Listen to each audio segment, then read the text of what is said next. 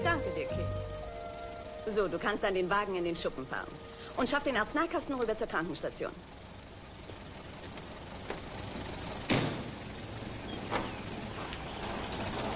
Na, guten Morgen, Mädchen. Guten Morgen, Miss Andrews. Die Mutter wollte mir durchaus irgendwas dafür bezahlen. Also ließ ich mir 9 Mandarinen geben. Eine für jede von euch. Wie lieb von Ihnen, Miss Andrews. Vielen Dank. Na komm, nimm dir eine. Miss Andrews?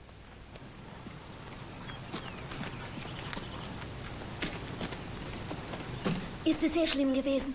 Nein, ein unkomplizierter Bruch. Wie wundervoll, wenn man imstande ist, solche Hilfe zu leisten. Und das ohne medizinische Studien. Als Leiterin einer Mission, Miss Argent, sollte man nahezu von allem ein bisschen verstehen. Das wissen Sie doch. Da ist ein Schreiben für Sie gekommen, Miss Andrews. Von der Hauptgeschäftsstelle. Ja, Sie haben einen Brief gekriegt, Miss Andrews. Ach, ja, von der Hauptgeschäftsstelle. Miss Argent sagte es mir schon. Ich hoffe bloß, dass wir endlich Bescheid bekommen wegen eines Arztes. Ich habe solche... Es wäre hübsch, wenn Sie Ihre Neugier noch ein bisschen zügeln könnten. Sagen wir bis zum Mittagessen. Also bis dann.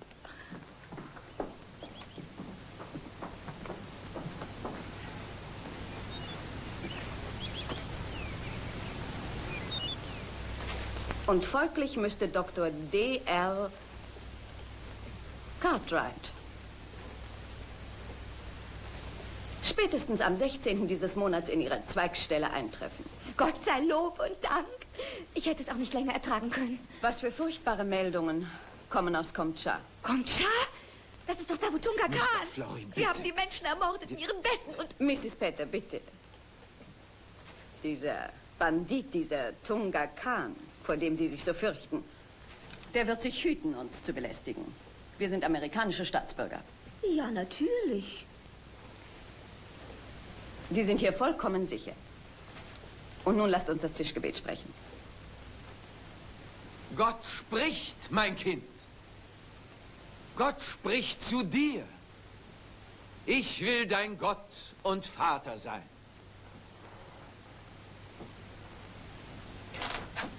Erhöre mein Flehen, o Herr, und sei meinem Verlangen gnädig. Neige dich zu mir um deiner Wahrheit und Gerechtigkeit willen. Oh, lass mich deine Liebe und Güte erfahren zu jeder Stunde am Tag. Denn auf dich baue ich. Zeige Mr. du... Petter, glauben Sie, dass die Kinder von all dem, was Sie ihnen davor predigen, auch nur ein einziges Wort begreifen? Nein, wahrscheinlich nicht. Sie müssen lernen, Ihre Vorliebe für die Kanzel zu unterdrücken, Mr. Petter. Das ist hier kein theologisches Ich Seminar. gebe mir so viel Mühe, dass Sie mich Ich verstehen. übernehme heute Ihre Klasse, während Sie bitte für mich Dr. Cartwright abholen werden. Ich? Ja, wieso nicht? Na, wie soll ich ihn ausfindig machen? Glauben Sie, dass sich viele Ärzte in dieser primitiven Maultierkarawane befinden? Wir haben 3 Monate gebraucht, um einen Arzt zu bekommen. Ja, ich weiß.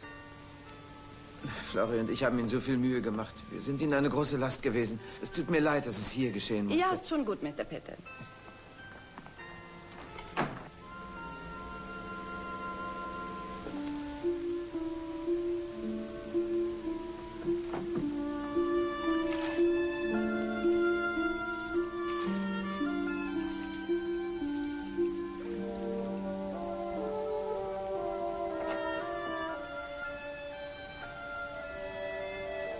Miss Clark, Ja? nun beeilen Sie sich etwas. Es gibt gleich Abendbrot. Verzeihung. Der Doktor und Mr. Petter müssen jede Minute kommen. Ja, ich bin schon fertig.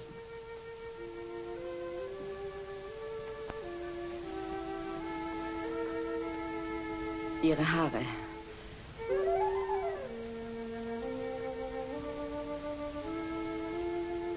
So ist es besser immer.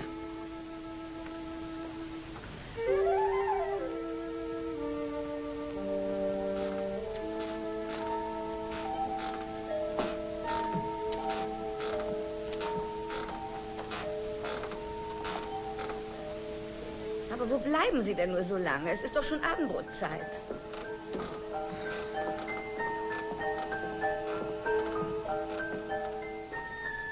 Der Doktor müsste doch Verständnis dafür haben, dass wir essen müssen. Ist es unbedingt nötig, bei jeder Gelegenheit wir zu sagen? Ja, bitte, hören Sie damit auf. Na, wir sind nun mal 2. Es strampelt in mir herum und hat Schluck auf.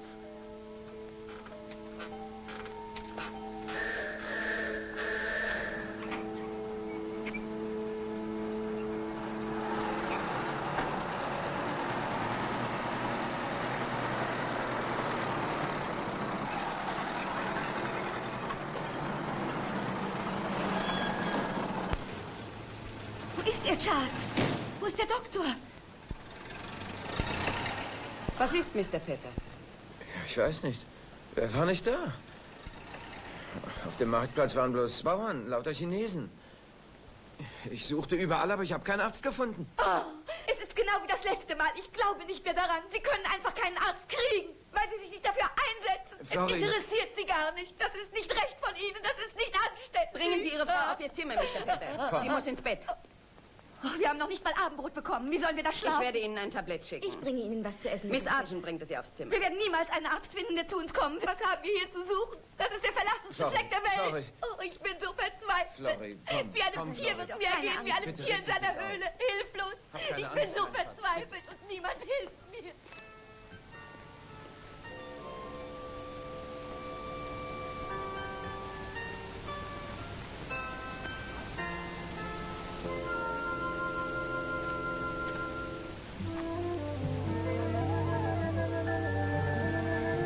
Glauben Sie, dass es mit Mrs. Petter gut gehen wird, Miss Andrews? Wenn Gott es so will.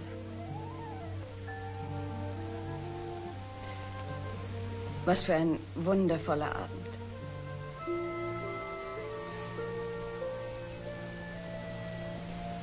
Jesus loves me, this I know, for the Bible tells me so. Little ones to him belong. They are weak, but he is strong. Yes, Jesus loves me. Yes, Jesus loves me. Yes, Jesus loves me. The Bible tells me so.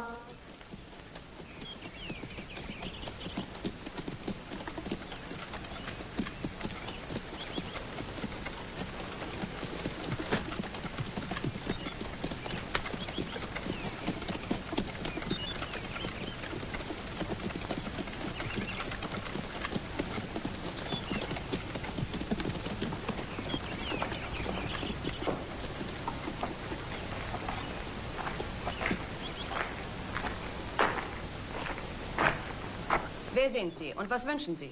Ich bin Dr. Cartwright. Und wer sind Sie? Ich bin Agatha Andrews, die Leiterin dieser Mission. Wir haben Sie schon vor ein paar Tagen erwartet. Warum kommen Sie so spät? Ihre verdammten Kulis haben fast mein ganzes Gepäck verloren. Ich habe einen Tag gebraucht, um es wiederzufinden. Tja, ich nehme an, dass Sie Hunger haben nach der weiten Reise. Sie werden bestimmt was essen wollen. Ich möchte lieber erst baden und dann eine Stunde schlafen. Hey, Vorsicht, aufgepasst da mit den Arzneimitteln. Unsere Leute können damit umgehen, Dr. Cartwright. Das hoffe ich.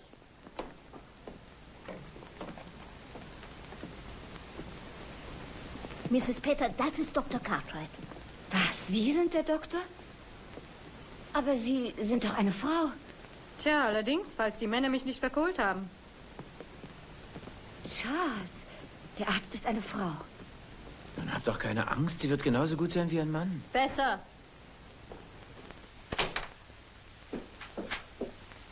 Guten Abend. Hast du die Ärztin zum Essen gerufen? Ja, Miss Andrews. Dr. Cartwright?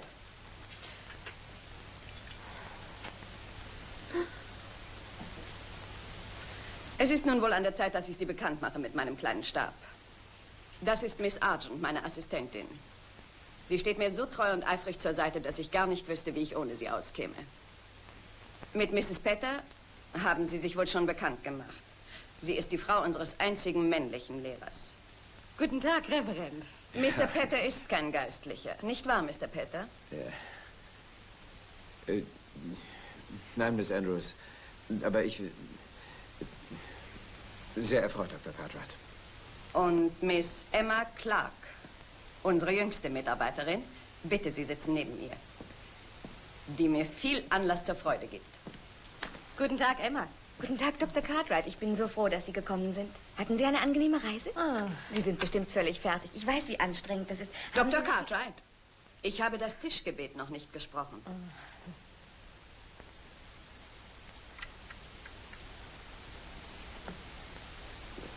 Lieber Gott, von dem allein jedweder Himmelssegen kommt, wir danken dir in Demut für das, was du uns immer geben wirst.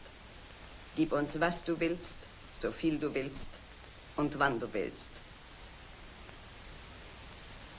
Denn nur du allein weißt, wessen wir bedürfen. Amen. Amen. Amen.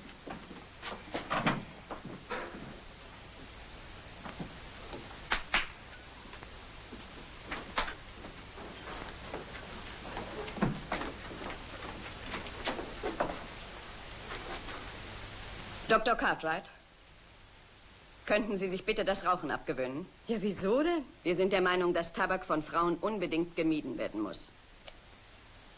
Wir finden, dass es vor allem für die Frauen nicht schicklich ist, die sich der christlichen Idee verschworen haben. Miss Andrews, ich habe gar nicht behauptet, der christlichen Idee verschworen zu sein. Ich kann nur behaupten, mich der ärztlichen Arbeit verschworen zu haben. Wussten Sie nicht, bevor Sie herkamen, dass das eine Mission ist? Oh doch, ja natürlich. Das hat mir einen ziemlichen Schock gegeben. Es war aber nun mal der einzige Job, der frei war außerhalb der Vereinigten Staaten.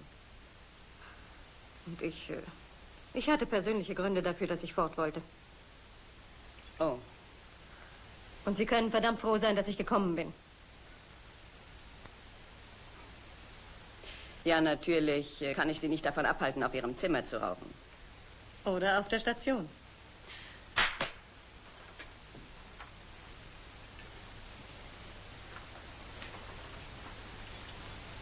Ich finde, Sie tragen Ihr Haar aber sehr kurz, Dr. Cartwright. Ja, das ist im Augenblick die große Mode bei uns. Und außerdem ist das bei meinem Beruf auch sehr praktisch. Oh, es sieht sehr gut aus. Eine fabelhafte Frisur. Ich meine, zu Ihnen passt die Frisur sehr gut.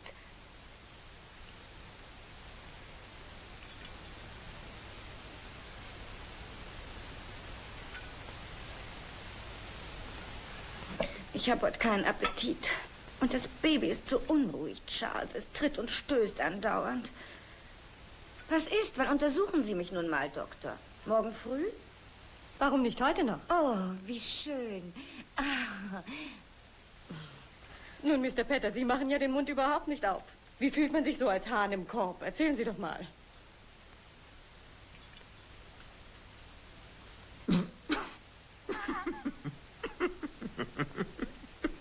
Mr. Petter.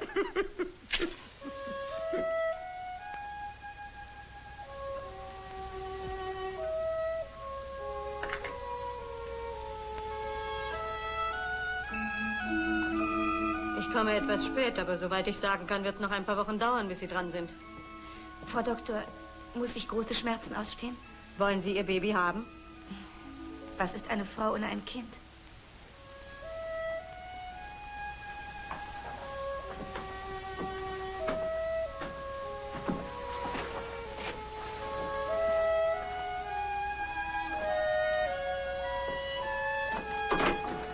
Mr. Petter, Sie können jetzt reinkommen.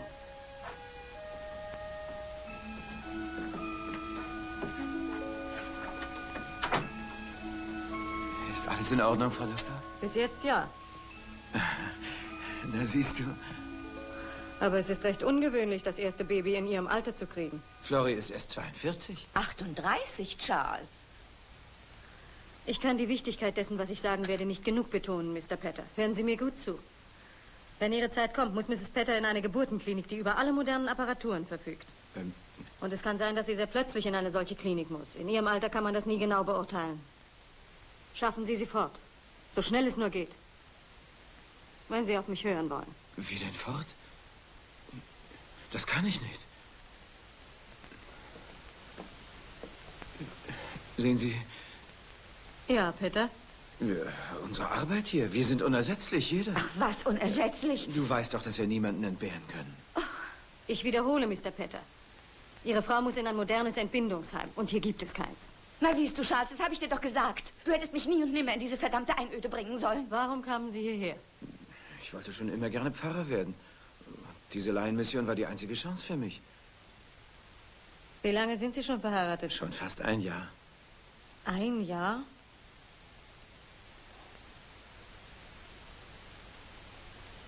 Und wie lange sind Sie verlobt gewesen? Jahrzehntelang. Ich habe noch Zöpfe getragen, als ich ihn zum ersten Mal traf. Du weißt, dass ich auch sofort heiraten Aber wollte. seine Mutter war noch am Leben und er hatte nicht genug Geld, um uns beide durchzubringen. Und auch keins, um Theologie zu studieren, hm? Meine Mutter war gebrechlich. Ich musste arbeiten. Ich musste doch aufkommen für die Ärzte und Medikamente und alles. Es war sonst niemand da. Jahrelang habe ich gewartet. Ich habe auch gewartet, Flori. Aber die Ehe ist ein Kapitel für sich. Und ein Kind zur Welt zu bringen, was anderes.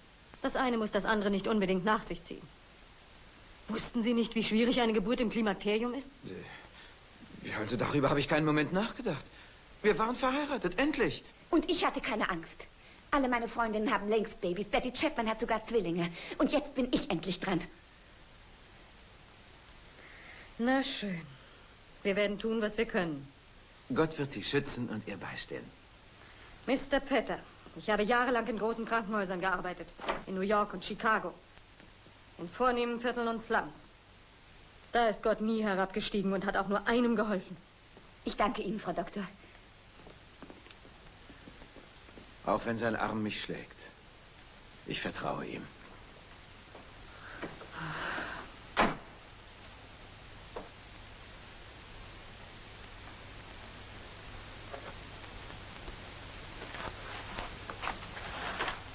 Ruf Miss Clark zu mir. Ja, Miss Andrews.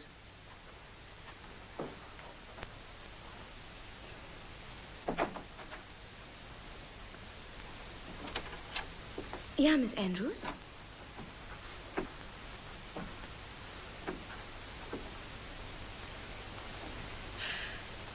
Ich möchte gern mit dir reden, also hör mir bitte mal gut zu.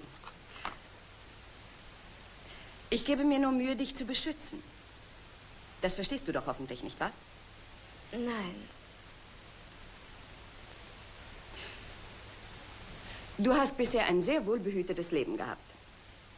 Sowohl dein Vater als auch deine beiden Brüder sind Priester des christlichen Glaubens. Dr. Cartwright kommt aus einer fremden und zweifelhaften Welt. Und sie wird sich nie einfügen können in eine christliche Gemeinschaft. Ich schreibe gerade an unsere Hauptgeschäftsstelle und bitte darum, dass sie so schnell wie möglich abgelöst wird. Aber ich finde, sie ist so interessant. Etwa weil sie raucht? Und sich vor dem Tischgebet niedersetzt? Flüche und profane Worte benutzt? Was, das findest du interessant? Nun ja, ich kann verstehen, dass sie in den Augen eines jungen, unerfahrenen Mädchens vielleicht etwas Faszinierendes hat. Aber moralisch gesehen, im geistigen Sinne, ist diese Frau tot. Nein. Dr. Cartwright ist hergekommen, um die Kranken zu heilen. Und doch auch, um Mrs. Petter zu helfen. Sie kann einfach kein böser Mensch sein. Sie ist nur anders. Anders? Ja, mein Kind. Und das, was sie von uns trennt, ist eben das Böse in ihr. Das Böse? Das kann ich nicht glauben. Meine kleine Emma. Na, setz dich mal hin.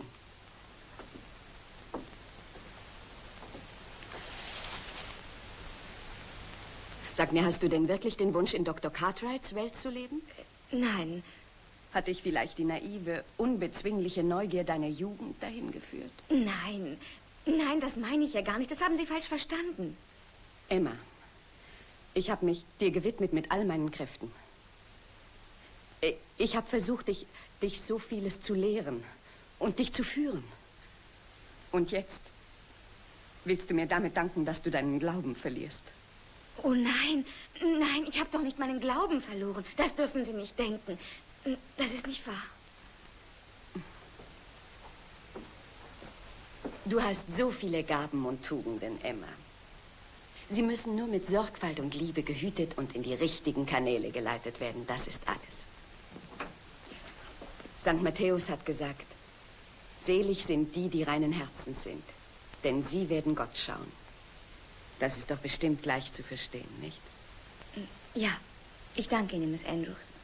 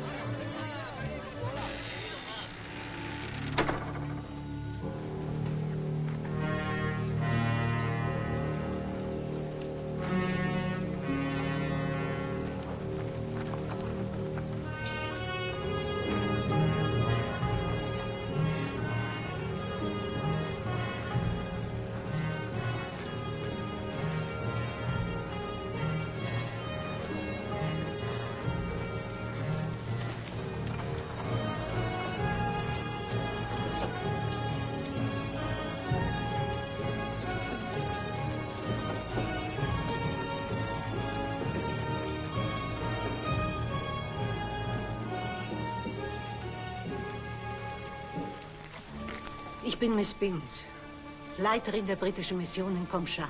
Komschar? Ja?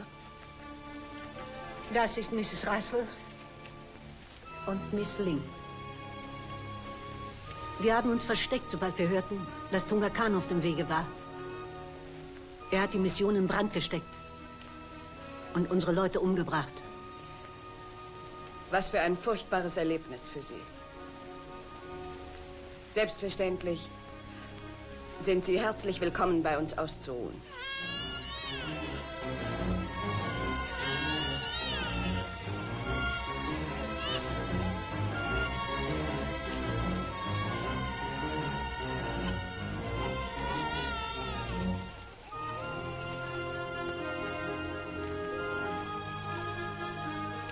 Hey, Ching! Chang, oder wie du auch heißt, komm mal her.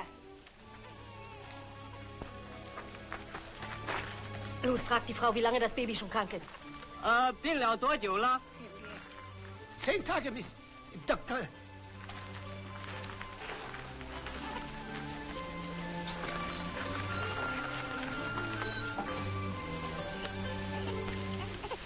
Miss Clark! Emma! Tragen Sie das Baby in die Krankenstation, und zwar schnell.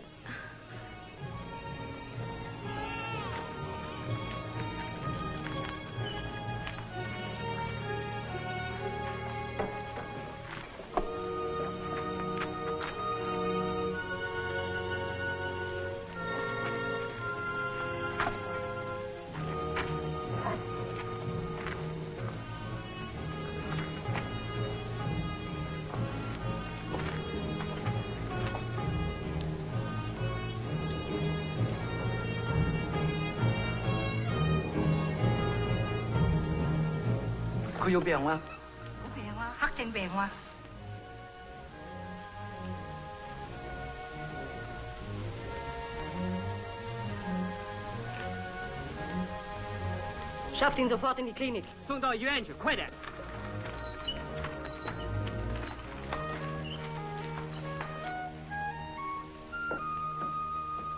Bitte setzen Sie sich doch. Danke. Miss Argent! Es tut mir leid, dass ich Ihnen bloß kalten Reis und Tee anbieten kann. Die Küche ist schon geschlossen. Wir sind Ihnen sehr dankbar, Miss Andrews. Sie können bei uns bleiben und hier in Ruhe warten, bis Sie von Ihrer Zentrale Anweisungen bekommen, wohin Sie sich weiterbegeben sollen. Gott weiß, wann das sein wird. Unsere Mission ist sehr arm, Miss Andrews. Wir werden arbeiten, sobald wir uns ausgeruht haben. Ich kenne und bewundere die großen Leistungen Ihrer ehrwürdigen Sekte, Miss Binns. Aber wir haben nun mal alle unsere eigenen Methoden. Und Neuerungsversuche würden hier nur Verwirrung stiften. Ich bitte Sie also, die Gelegenheit wahrzunehmen, sich hier bei uns während Ihres Aufenthaltes einmal gründlich auszuruhen und zu erholen. Hier sind Sie nicht in Gefahr. Wir sind amerikanische Staatsbürger, wissen Sie? So, Jawohl, bitteschön. ganz recht. Und darüber hinaus sind hier in der Stadt Truppen der regulären chinesischen Armee stationiert.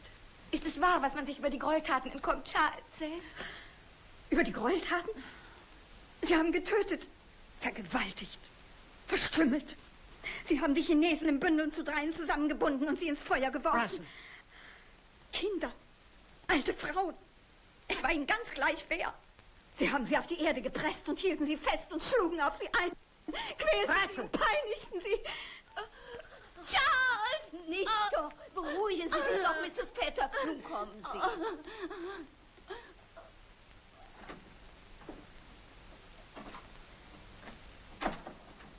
Es ist bei uns nicht üblich, in mein Büro zu kommen, ohne vorher anzuklopfen, Dr. Cartwright.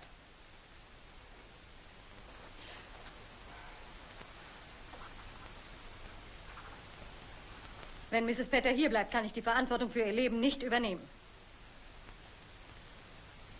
So, und was schlagen Sie mir vor zu tun? Geben Sie mir Geld, dann werde ich Sie in eine moderne, saubere Klinik bringen. Was ist los, Frau Doktor? Fühlen Sie sich vielleicht beruflich nicht fähig, mit einer einfachen, ganz normalen Niederkunft fertig zu werden? Hören Sie, ich habe alles hinter mir, was Sie wollen. Frühgeburten, Steißgeburten, Kaiserschnitte. Ich habe so viele Babys in diese verfluchte Welt geholt, dass ich hätte weinen können. Während die Väter draußen saßen und bloß warteten, um die Mütter aus den Betten zu zerren. Aber das waren junge Frauen. Noch halbe Kinder manchmal. Floripette steht an der Wende des Lebens. Sie ist in den Wechseljahren. Ist das so schwer zu verstehen? Wer auch immer zu uns hierher in die Mission kommt, ist in einen Krieg einberufen. Wir sind Soldaten, Dr. Cartwright. Soldaten in der Armee des Herrn. Und dementsprechend sollten wir uns auch benehmen. Hat denn Ihr Gott jemals die Schwachen und Hilflosen im Stich gelassen? Warum spielen Sie sich so auf? Wollen Sie Florrie bestrafen, weil sie sich einer unkeuschen Handlung unter dem geweihten Dach hier schuldig gemacht hat? Jetzt aber raus! Verschwinden Sie aus meinem Büro!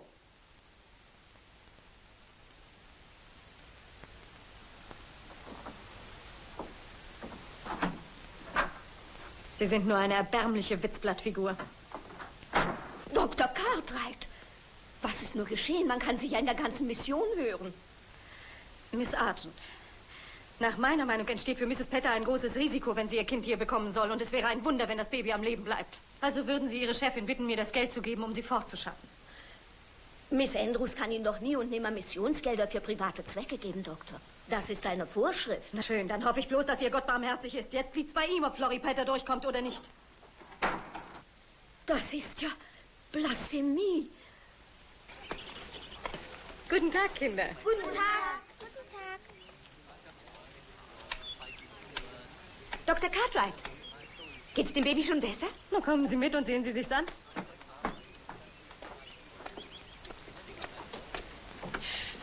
Guten Morgen, Chan. Guten Morgen.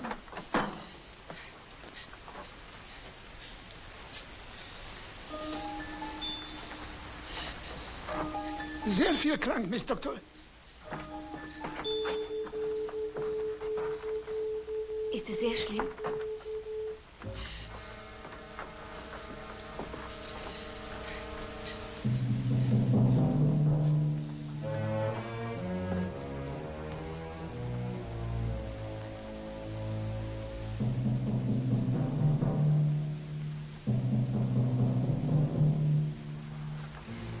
Schaffen Sie Ihre Kinder hier weg. Gehen Sie mit ihnen auf die Felder raus. Auf welche Felder? Los, vorwärts, Mädchen, und mach schon.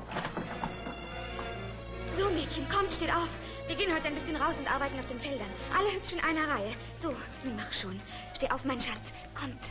Shall we gather at the river, where fine angels' feet have trod, with its crystal tide forever flowing from the throne? Kim, wo steckst du? Kim! Kim, komm her! Du musst sofort alle zusammentrommeln, die aus Komschar sind. Alle Menschen, die aus Komschar sind, sollen sich hier auf dem Platz versammeln. Aus Komschar? Ja, lauf wie der Teufel los, ab mit dir! Miss Argent, Wasser. Was machen Sie denn da, Frau Doktor? Wo wir doch so durstig Ich sind. lasse Ihnen abgekochtes Wasser bringen. Dr. Cartwright, was ist denn? Verlassen Sie nicht dieses Zimmer, bevor ich es Ihnen erlaube. Was Verstanden, ist denn nun Florrie? passiert? Warten Sie doch. 这里有一点话跟你们讲一讲，过来，过来一点。 Miss Ling, sagen Sie bitte den Menschen, was ich von Ihnen will. Alle diese Leute aus Komschar sollen sich sofort ausziehen und ihr ganzes Hab und Gut auf einen Haufen werfen. Dann packen wir es auf einen Karren und verbrennen das Ganze. Kim, hast du gehört? Sie sollen Ja? ihre Sachen auf einen Haufen werfen und dann muss alles verbrannt werden. Dr. Cartwright, was bilden Sie sich ein, meinen Leuten Befehle zu erteilen? Hier habe nur ich zu bestimmen. Es ist bei uns eine Seuche ausgebrochen, Miss Andrews. Die Cholera. Die Cholera. Kann ich Ihnen helfen? Ich habe etwas medizinische Erfahrung. Isolieren Sie die Leute, die Sie mitgebracht haben. Und trommeln Sie alle Ihre Leute zusammen, damit wir sie sofort impfen können. Wir müssen diesen Ort hier vollkommen von der Umwelt abriegeln.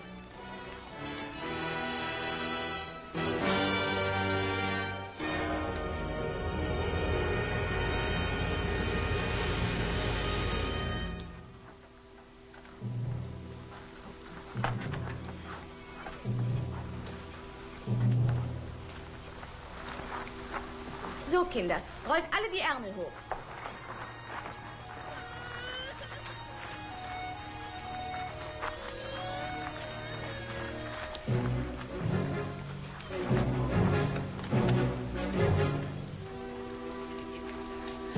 Haben Sie denn genug Serum, Doktor? Das weiß der Himmel, ich hoffe schon. So, halt schön fest.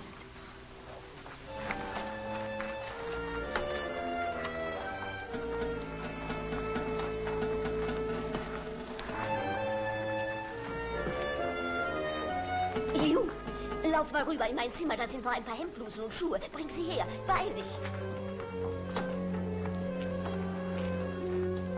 Miss Andrews! Nicht anfassen!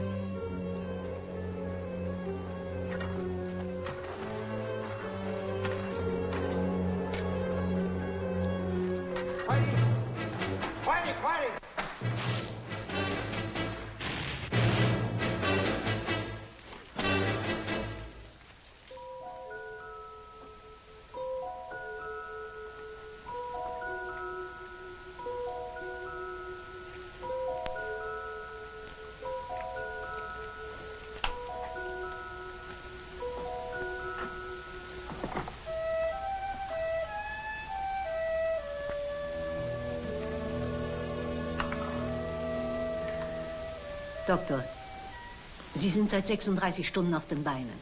Ich werde Sie jetzt ablösen. Danke. Schlafen Sie ein bisschen. Wecken Sie mich in 2 Stunden. Ja. Ich verlasse mich drauf.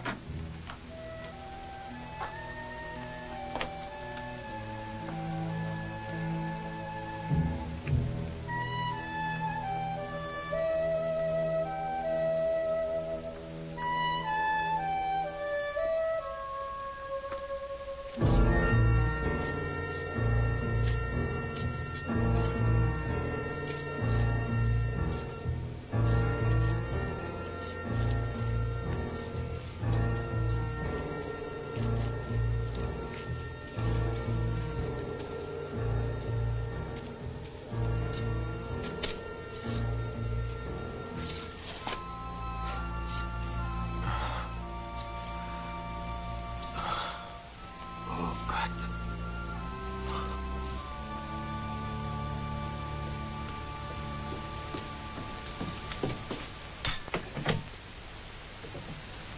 Flori, dein Essen. Ich stell das Tablett vor die Tür. Hast du dir auch vorher gründlich die Hände gewaschen, Charles? Ja, aber natürlich. Ist die Ärztin wohl auf? Tja, sie ist völlig erschöpft. Aber ist sie gesund, Charles? Ja, sie ist nicht krank. Würdest du ihr bitte sagen, dass sie mal zu mir kommen möchte? Ja, ich werde es ausrichten, aber Flori, sie hat furchtbar viel zu tun. Aber sag ihr, sie soll herkommen. Ich muss mit ihr sprechen. Mein Zustand ändert sich jetzt jeden Augenblick, stündlich, alle paar Minuten. Ich kann es fühlen. Hör doch, Flori. Wir haben viele Schwerkranke hier. Die Menschen sterben. Hör auf, du darfst mich jetzt nicht mit so furchtbaren Dingen belasten. So, ich muss jetzt wieder gehen. Hast du auch an die Melone gedacht, Charles? Die Melone? Ich habe solchen Heißhunger auf eine Melone. Vergiss nicht, mir ein paar Melonen zu bringen, Charles.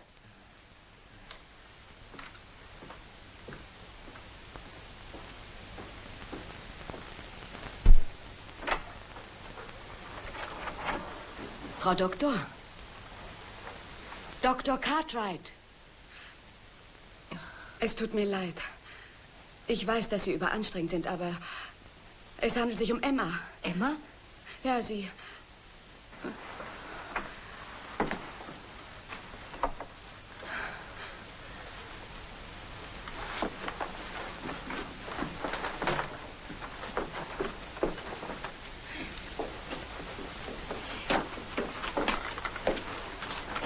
Es kam alles ganz plötzlich, Frau Doktor. Auch die Krämpfe. Hat sie Durst gehabt? Ja, sehr sogar, bis die Krämpfe kamen. Dann ist sie zusammengebrochen. Miss Ling, wissen Sie, wie man einen Terpentinölumschlag macht? Dann bringen Sie mir bitte einen, schnell.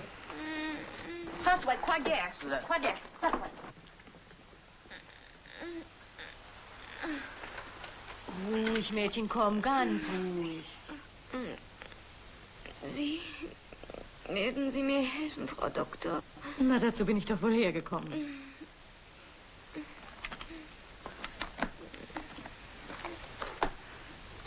Gott, dessen Barmherzigkeit.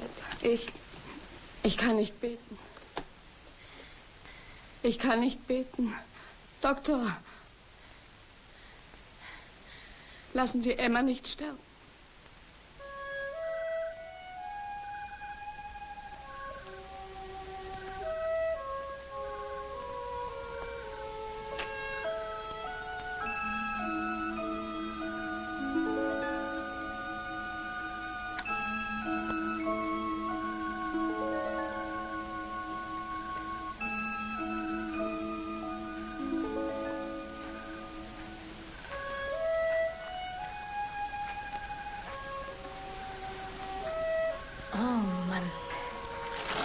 Ich bin fix und fertig. Sie rauchen aber auch zu viel. Ja, alles, was ich tue, tue ich zu viel. Wird Emma wieder gesund? Ja, sie ist jung, sie ist kräftig. Aber es werden noch viele andere sterben, ehe wir es überwunden haben. Die Alten und die Schwachen. Ich kann diese unnötigen Leiden nicht ertragen. Und so viele, die ungetauft sterben müssen. Sie hätten heiraten sollen, Miss Andrews. Nein. Und Kinder kriegen. Teilhaben an ihren Problemen. Das ist das wahre Leben. Nein, das habe ich mir nie gewünscht. Aber die Mission allein genügt doch wohl nicht, oder? Was wollen Sie damit sagen? Ich arbeite Tag für Tag. Von morgens bis abends. Jahr aus, Jahr ein. Ja. Und wieso?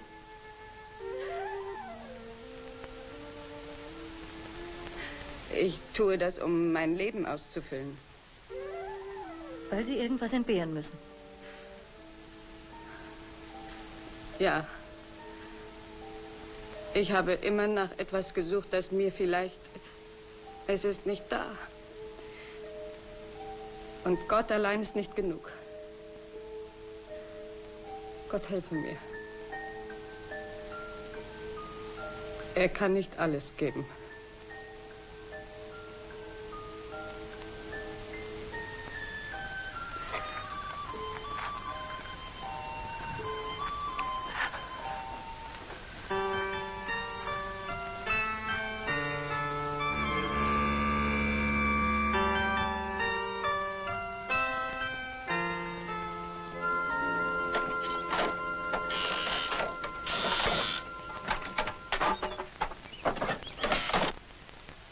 Wir danken dir von Herzen, o Gott, dass du uns so gnädig von dem Übel der Seuche befreit hast. Und wir beten zu dir für die armen Seelen, die nun von uns gegangen sind. Und wir danken dir in Demut für das, was du uns immer geben wirst. Gib uns, was du willst und so viel du willst. Warum habt ihr alle da wie die Trauerklöße zum Teufel normal? Guten Abend, die Damen. Oh, ich bitte sehr um Verzeihung. Ihr seid alle mit den Nerven runter? Was ihr jetzt braucht, ist ein ordentlicher Schluck Schnaps. Prost.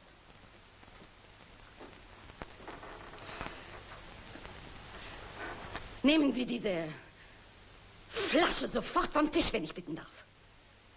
Ach, ne, da habt dich doch nicht so, Agatha. Das ist schottischer Whisky. Der wird uns nach all dem sehr gut tun.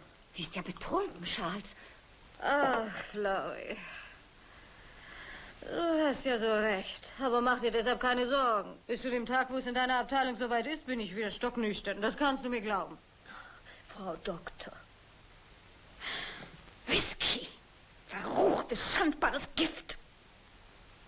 Ich habe mit angesehen, wie dieses Zeug einen anständigen, ehrbaren Offizier in einen Betrüger verwandelt hat. Ein Lügner.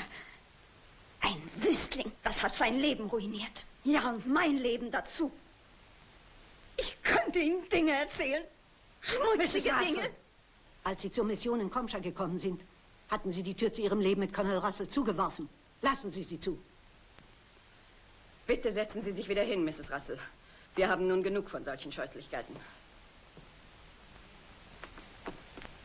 Wir haben alle eine schwere Zeit hinter uns. Allmählich müssen wir wieder zur Ruhe kommen. Sie wissen ja wohl, dass die Schuld an diesem Auftritt bei Ihnen liegt, Dr. Cartwright. Aber ich bin bereit, Ihnen zu verzeihen, weil ich weiß, dass Sie den schwersten Belastungen in der letzten Zeit ausgesetzt waren. Aber sowas darf nicht nochmal passieren. Bitte stellen Sie die Schnapsflasche weg. Und versuchen Sie von nun an wieder ein normales Leben zu führen. Normal? Was zum Kuckuck ist denn schon normal an meinem verrückten Leben? Ich habe 8 Jahre gebraucht, um Ärztin zu werden. Ich habe auf alles verzichtet, um zu studieren. Und wofür? Für nichts. Nichts und wieder nichts. Es gibt keine guten Posten für weibliche Ärzte. Ich habe in den schlimmsten Krankenhäusern geschuftet wie ein Bär und konnte nicht mal eine Praxis aufmachen. Und als ich mir endlich ein bisschen Zeit gegönnt habe, für die große Liebe, da habe ich auch noch prompt den falschen Kerl erwischt. Na, was sagen Sie dazu, Binsi? Na, immerhin. Solange wie es anhielt, war es schon sehr nett. Aber auf die Dauer ist ihm seine Frau doch lieber gewesen.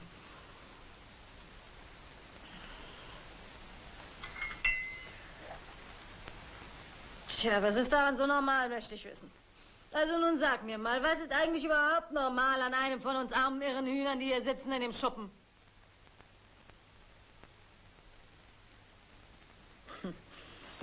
Das ist alles bloß deine Schuld. Du Teufelsgebräu.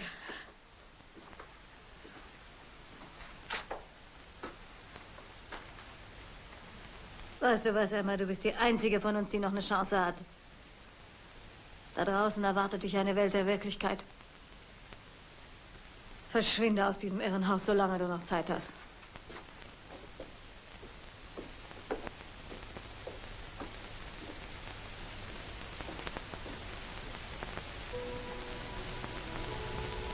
Florrie.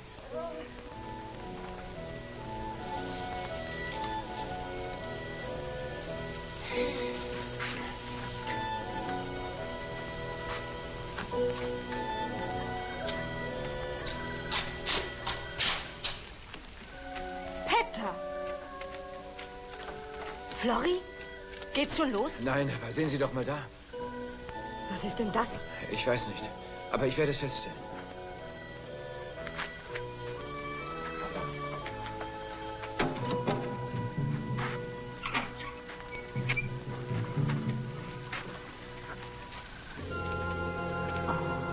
Mann, das ist ja ein fantastisches Feuerwerk. Was soll das? Feiern die Chinesen Silvester? Nein. Heute im Unterricht habe ich gemerkt, wie die Kinder sich fürchteten. Ich kenne die Furcht. Das ist Tunga Khan. Oh, heiliger Moses. Es wäre schon schlimm für sie gewesen, hier zu entbinden. Aber wenn sie nun ihr Kind auf der Flucht zur Welt bringen muss, dann hat sie nicht die geringste Chance.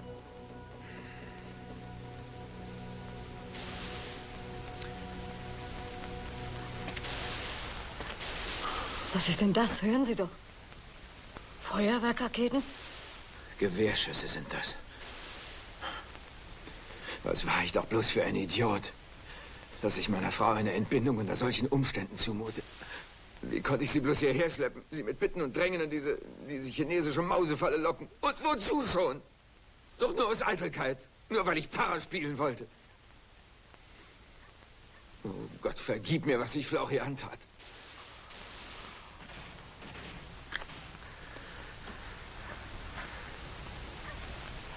Haben Sie Angst?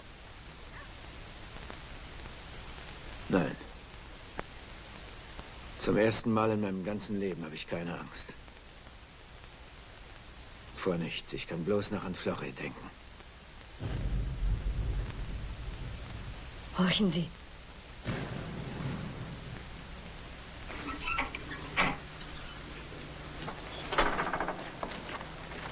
Was geht hier vor sich? Die chinesischen Soldaten rücken ab. 中国兵走了。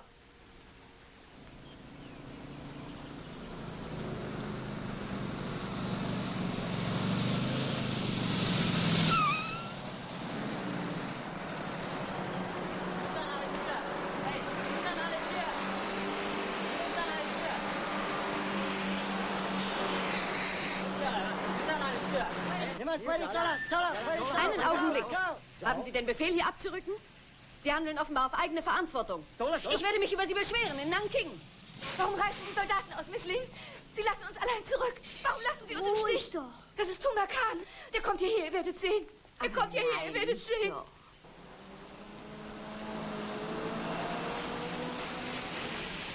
Die Truppen ziehen ab, sie verlassen uns. Wir sollten mit ihnen gehen. Das kommt nicht in Frage, Mrs. Russell. Uns wird er nicht überfallen, das habe ich Ihnen schon mal gesagt. Kim! Was gibt's Neues, Peter? Tunga Khan. Kim, hol mal den Wagen her. Ich möchte rausbekommen, was hier wirklich Halt, Kim. gespielt wird. Augenblick. Wenn Ihnen irgendwas passiert, Doktor, was soll dann das Florrie werden? Lassen Sie mich fahren. Ich bin die Leiterin dieser Mission. Und ich verbiete Ihnen, Ihr Leben zu Miss riskieren. Andrews, Oder ich lasse mir von Ihnen keine Vorschriften mehr machen. Wir sollten damit aufhören, den Kopf in den Sand zu Sind stecken. Sie wahnsinnig geworden, Die Peter? Zeit, so zu tun, als ob wir unberührbare Heilige wären, ist vorüber. Los, Kim, hol den Wagen. Bravo, Peter. Jetzt geht die Post aber ab. Charles! Charles, wo willst du hinfahren? Was Lassen hast du Sie denn ihn, vor? Mrs. Petter. Charles, sei doch nicht töricht. Du darfst darfst mich nicht allein lassen. Wir kümmern sich alle um dich. Du bist doch nicht allein, Florrie. Jetzt hört mir mal zu, Miss Andrews und alle übrigen.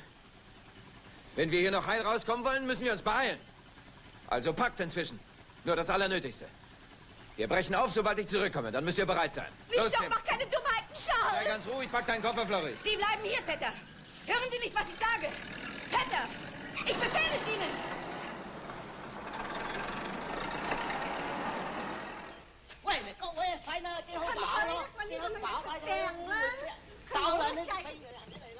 Also, ich bin fertig. Ich habe meine Zahnbürste und meinen Lippenstift. Ich habe Ihnen hier Ihre Sachen gebracht, Miss Andrews, falls Das Sie ist nicht nichts als Feigheit. Ich meine, wir dürfen uns nicht von Mr. Petters Hysterie anstecken lassen. Aber natürlich nicht. Wir sind auch nicht so schlimm dran wie die armen Leute unten im Dorf. Charles, dass er da rausfährt. Dass er so viel Mut aufbringt. Ich glaube, ich träume. Ich hielt es wirklich im Moment für ratsamer, Miss Andrews, wenn wir hier alle fortgehen. Ich brauche keinen Ratschlag von Ihnen, Miss Binns. Ich habe diese Mission aufgebaut. Ich habe sie zu einem geistlichen Zufluchtsort für die ganze Provinz gemacht. Ich werde nicht fortgehen. Sie alle können meinetwegen tun, was sie wollen. Ich habe keine Angst vor diesem armseligen Banditen. Und ich werde nicht gehen. Hören Sie auf, Andrews. Sie müssen Ihren Märtyrerkomplex überwinden. Schlüpfen Sie in Ihre beste Bluse und dann wollen wir Dr. Cartwright, ich bin noch immer die Leiterin dieser Mission und als solche habe ich allein... Charles!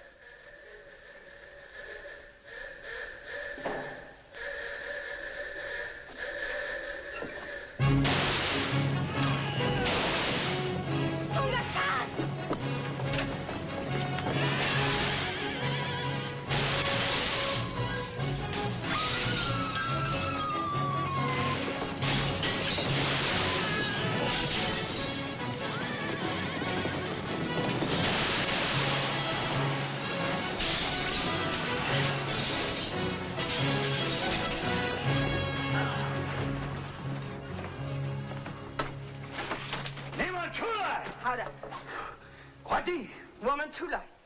Tulai.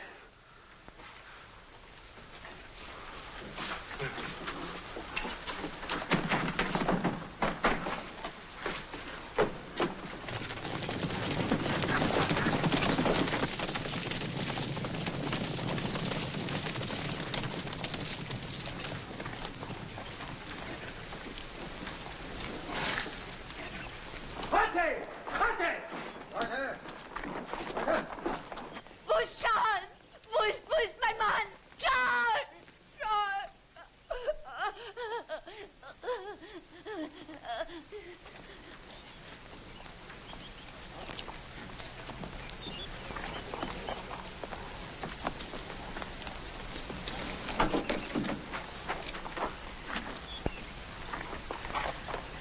Was ist geschehen, Kim?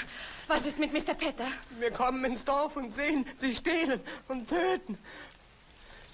Sie schleppen alle jungen Mädchen aus den Häusern, reißen ihnen die Kleider vom Leib, prügeln sie, vergewaltigen. Die Mädchen schreien und schreien zu Mr. Petter. Hilfe!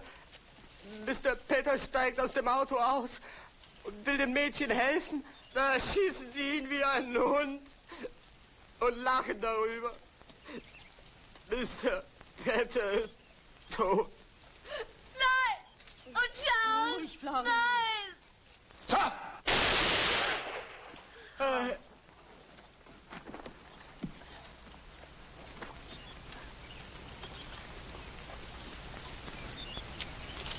Dieser Teufel!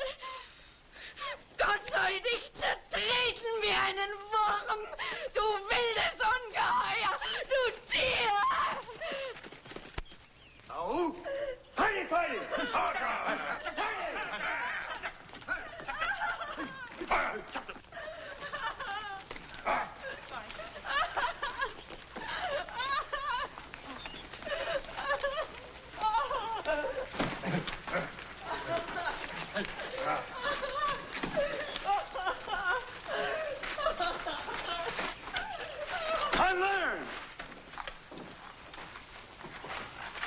Je mannen!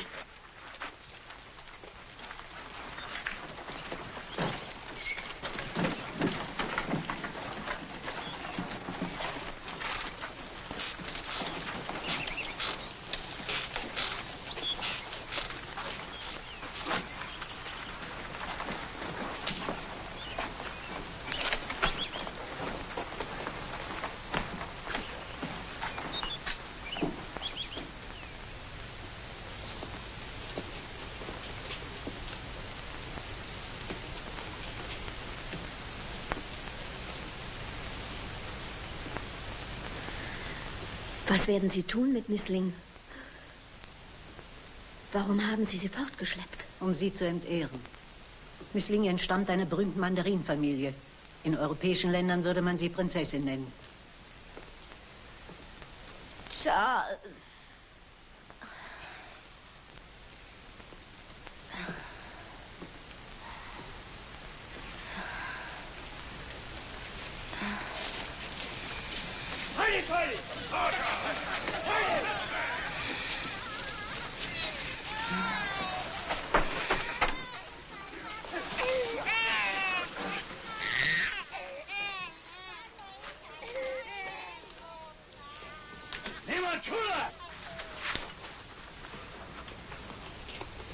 Nein.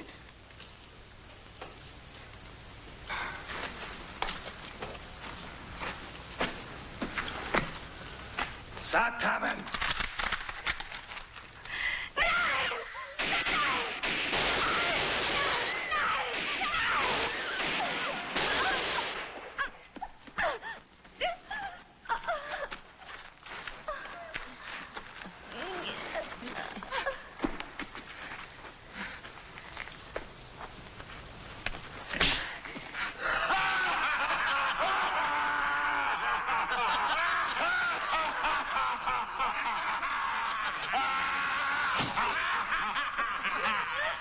Meine arme Kleine.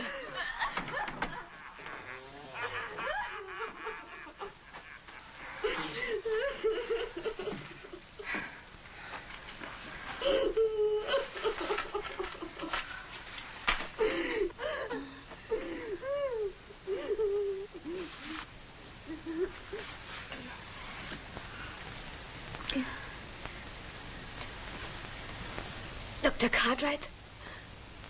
Jetzt weiß ich, was das Böse wirklich ist.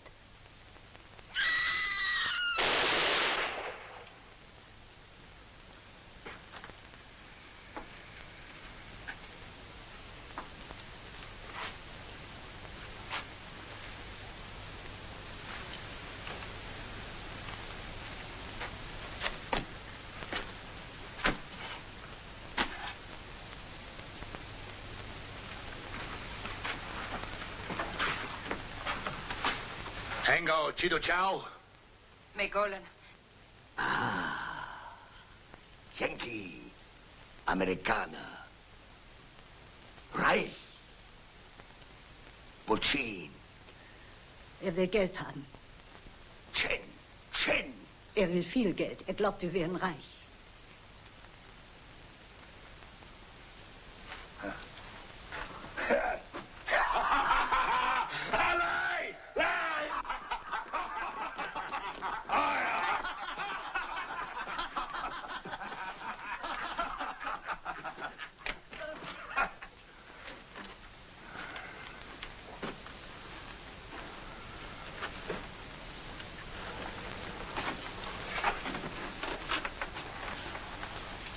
Schelei. Er sagt, Sie sollen aufstehen. Geh zum Teufel, du Dreckskerl.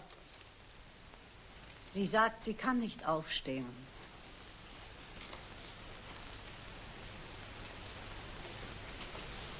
Go!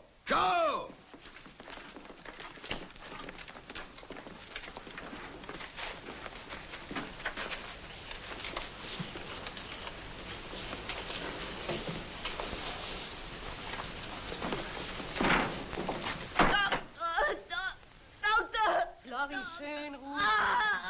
So, ist ja gut. Jetzt geht's los, dann wollen wir mal anfangen. Nein, ich will nicht dabei sein. Ich will es nicht sehen. Ich muss hier raus. Ich muss hier raus. Ich kann das nicht ertragen. Ich bin dabei. Ruhig. Schon gut, Flori. Wir werden Ihnen helfen. So, Flori. Was soll ich tun? Geben Sie einen Stock zum Draufbeißen. Ruhig. Lassen Sie mich stehen. Na, das geht doch fein. Hier.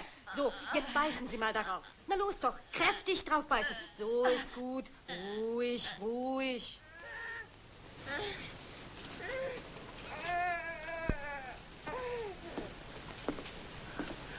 diese furchtbaren Laute, das ist ja wie bei einem Tier. Sie sind Ärztin, so tun Sie doch Hören Sie was. doch auf. Frau Doktor, ich finde, sie braucht eine Spritze zur Beruhigung. Ja, das weiß ich auch. Ich muss meine Instrumententasche holen. Aber wie wollen Sie... Tunga Khan! Tunga Khan! Tunga Khan! Tunga Khan! Du mich zu Tunga Khan führen! Mich! Delay, Tunga Ja, Khan. ich! Zu Tunga Khan! Dir, Tunga Khan. Ja, ich! Timon! Lass mich los! Tunga Khan, deiner Nähe.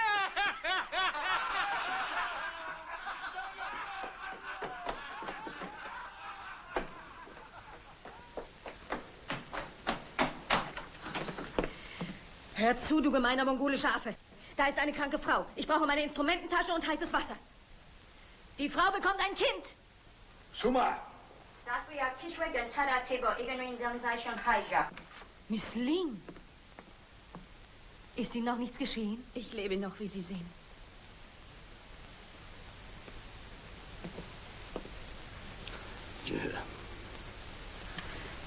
Sagen Sie ihm, Mrs. Petter wird sterben, wenn ich nicht bekomme, was ich brauche. Bacin! Er will Geld haben. Er weiß verdammt gut, dass wir das Geld nicht rechtzeitig beschaffen können, um dem Baby das Leben zu retten. Tunga dich haben. Dich.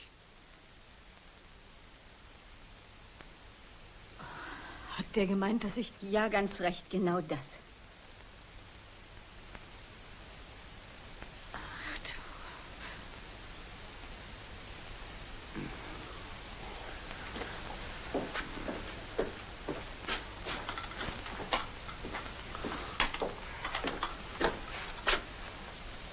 Sagen Sie, ich wäre einverstanden.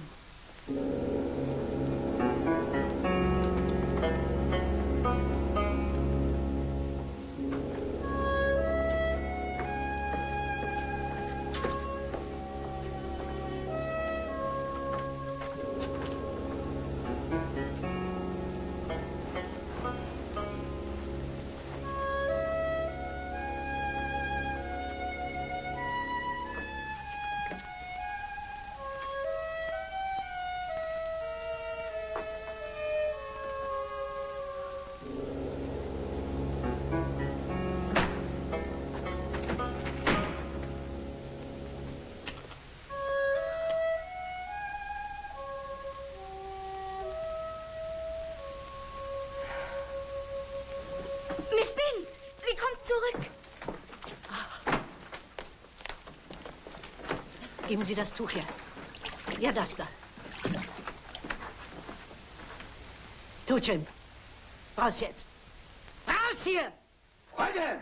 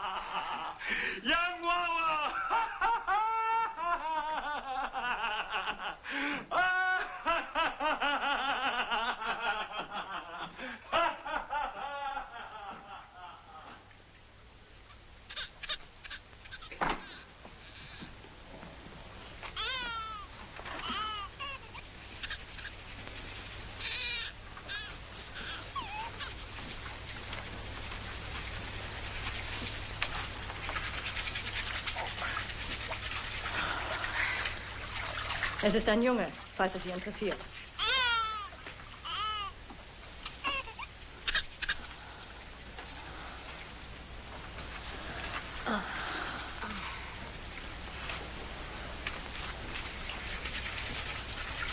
Dafu? Dafu, Doktor. Nera?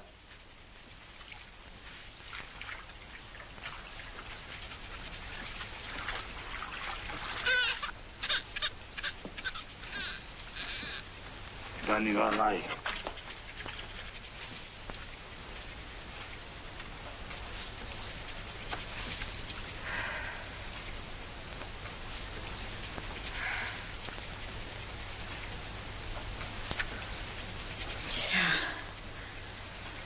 Das hätten wir überstanden. Jetzt schläft sie bestimmt ein paar Stunden.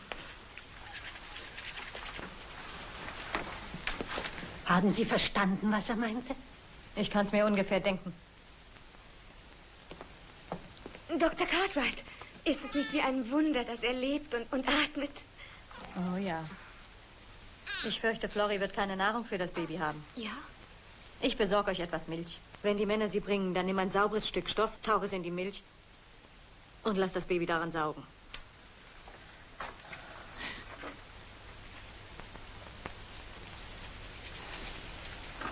Kommen Sie denn nicht wieder? Wo geht sie denn hin und warum lässt sie uns mit dem Kind allein? Dr. Cartwright hat einen Eid darauf geleistet, das Menschenleben zu bewahren.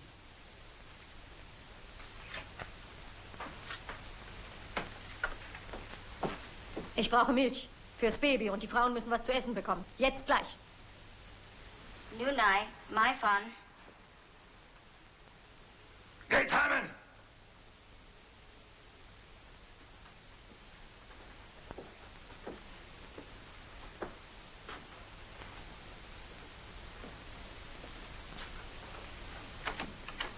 Rückhai!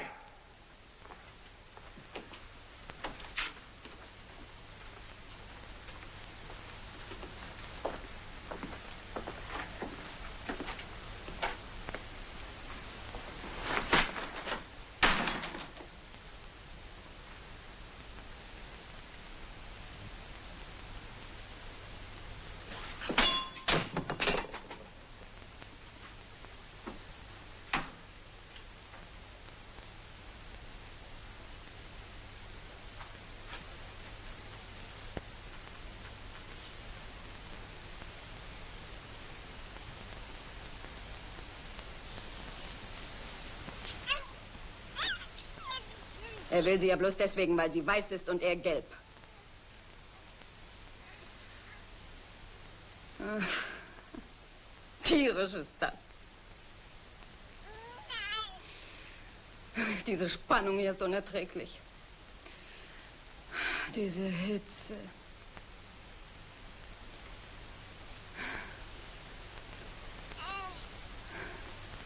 Und jetzt dieses Balk. Nun hören Sie schon damit auf. Was die Ärztin auch immer tut, sie tut es nur für uns. Und dafür müssen wir dankbar sein.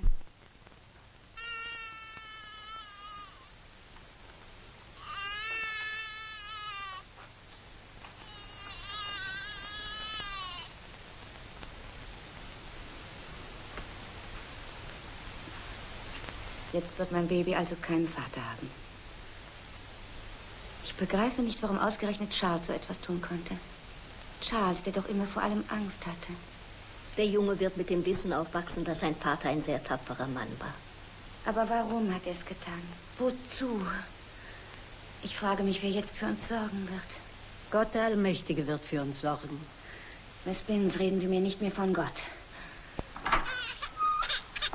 Ich habe Ihnen was zu essen gebracht. Frau Doktor, das Baby hat so einen Ausschlag auf dem Kopf. Miss Argent, geben Sie mir meine Tasche, da ist ein Hautwasser drin. Sie werden doch mein Baby nicht sterben lassen, nicht wahr, Frau Doktor? Nein, ich habe es nicht auf die Welt gebracht, damit es in so jungem Alter stirbt, Florrie. Essen Sie doch etwas, bitte. Ich werde nie etwas Unreines und Besudeltes anrühren. Ja, aber Miss Andrews, das ist doch... Florrie. Das hier? Nein, das lieber nicht, das ist Gift. Das mit dem rosa Zeug.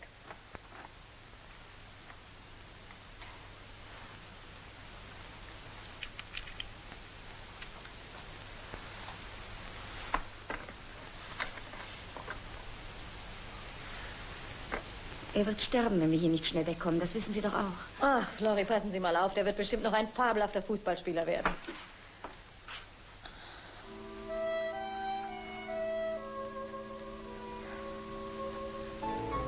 Ich rede zu euch von dem Weib und dem Tier, das sie trägt.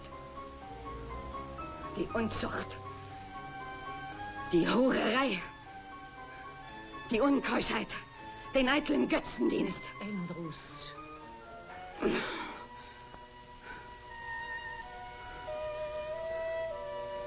Hure von Babylon.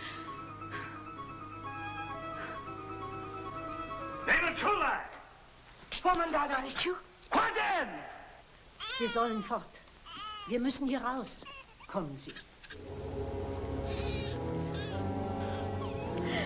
Wo sollen wir hin? Was haben Sie mit uns vor?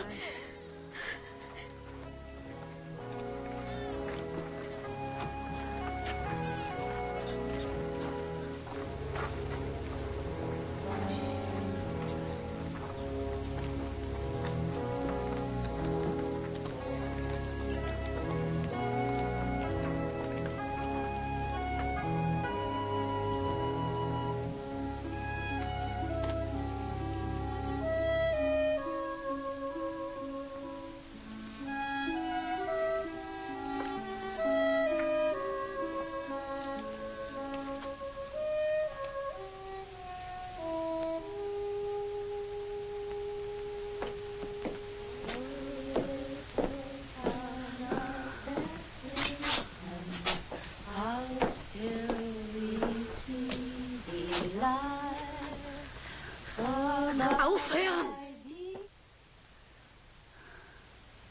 Hört doch mit der Singerei auf. Mrs. Petter, das Kind.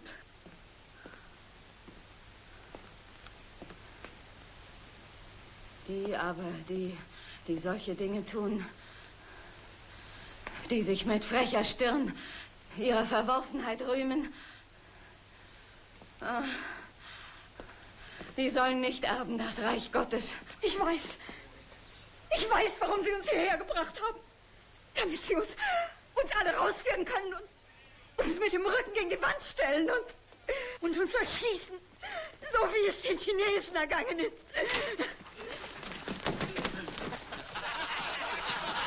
Tücki! Margot!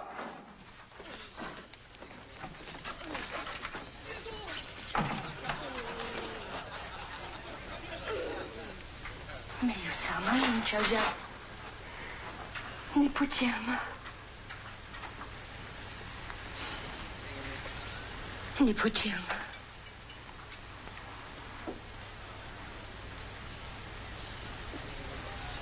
Nishima. Nothing.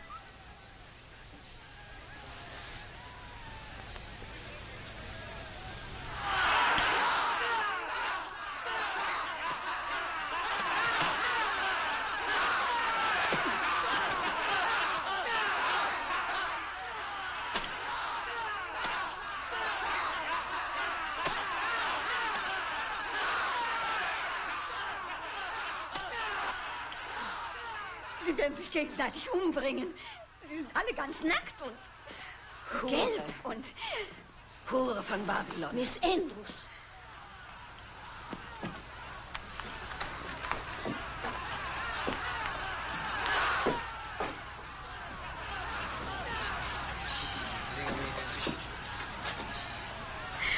Was für ein grauenhafter Anblick. Dann weiß ich nicht, warum Sie hinschauen.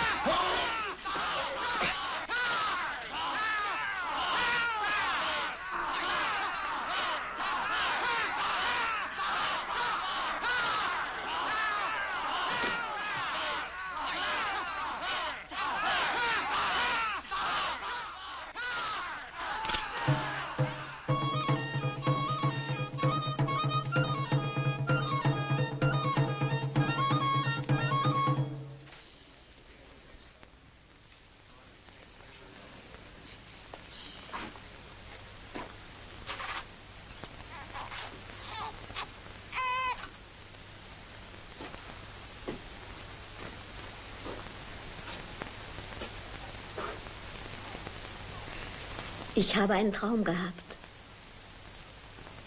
Ich habe geträumt, es wäre Thanksgiving Day. Ich war noch ein Kind und ich half meiner Tante Mildred, die Kürbisschalen zu bemalen. Bei uns gab es einen Truthahn am Thanksgiving Day. Da gibt es überall Truthahn. Das gehört zum Thanksgiving Day. Sie feiern nicht Thanksgiving Day in England, nicht wahr? Nein. Unser größtes und schönstes Fest ist Weihnachten. Ja. Aber ich habe es noch nicht erlebt.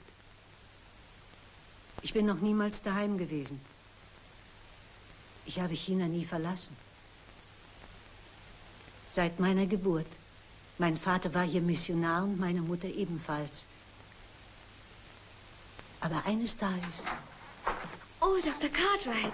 Wie bin ich froh, dass Ihnen nichts passiert ist. Ob Sie uns wohl erklären können, Frau Doktor, wieso die uns hierher gebracht haben? Ja, dafür habe ich gesorgt. Sie konnten doch nicht in dieser Baracke bleiben. Na, hat er denn etwas Milch getrunken? Nur ein bisschen und das hat er wieder ausgespuckt. Er ist so still, Frau Doktor. Ja, er ist so still, weil er schwach ist. Diese Milch wird ihm wohl nicht bekommen. Wie lange kann er das aushalten? Ich bin ja nicht so töricht und blind, Frau Doktor. Ich weiß doch, dass er sterben wird. Ach, nun kommen Sie, Flori. Sie Behaller! Er sagt, Sie möchten, Sie sollen mitkommen.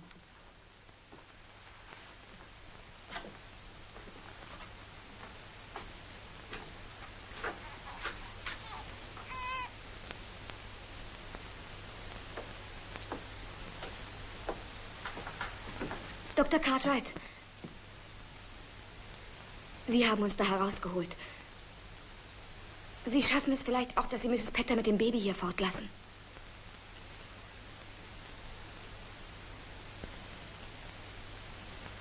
Bist ein gutes Kind, Emma.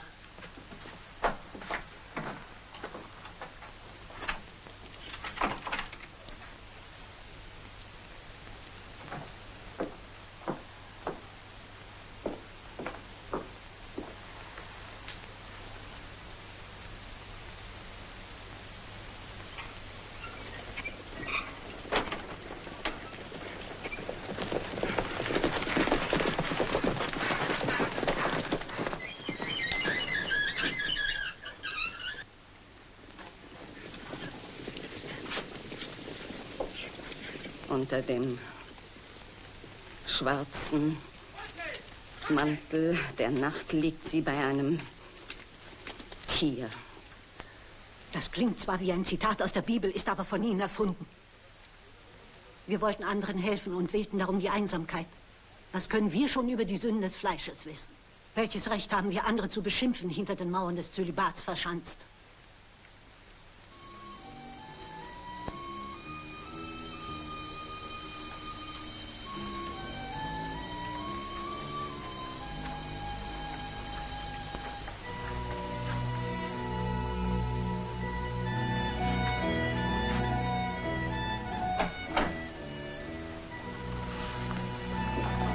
Ihr könnt fort, alle zusammen.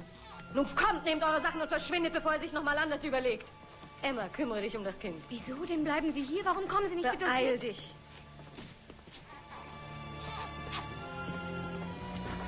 Wollen Sie etwa... Geben Sie Acht auf sie.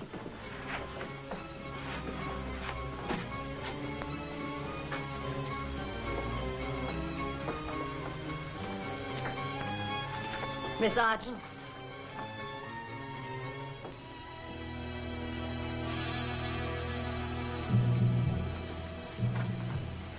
Nicht doch, Frau Doktor. Bitte nicht, das ist eine Sünde. Es ist eine Sünde gegen Gott. Es ist eine Sünde. Dann beten Sie für mich.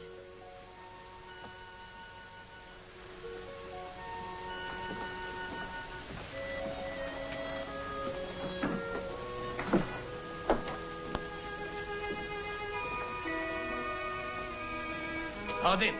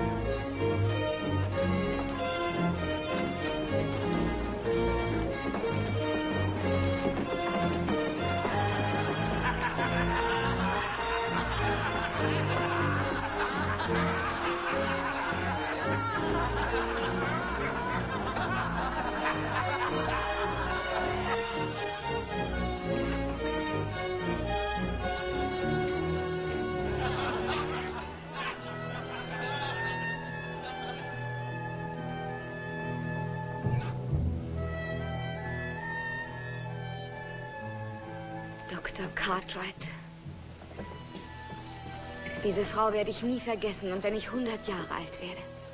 Das scharlachrote Weibstück. Die Mutter der Hurerei. Ich bitte Sie, seien Sie still. Ich möchte Ihre Stimme nie wieder hören, solange ich lebe, Sie.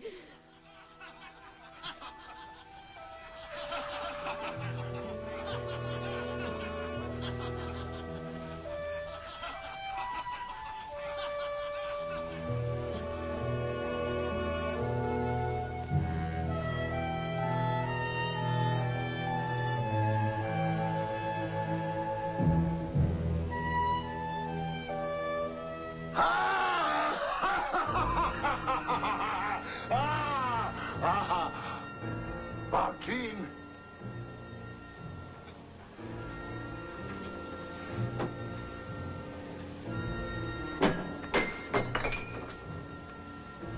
Sergent!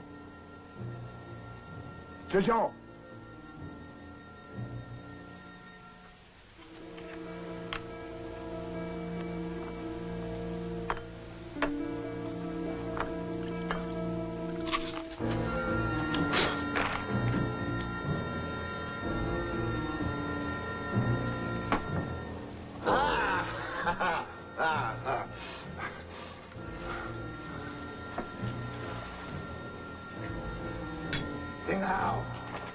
Fahr zur Hölle, du Bestie.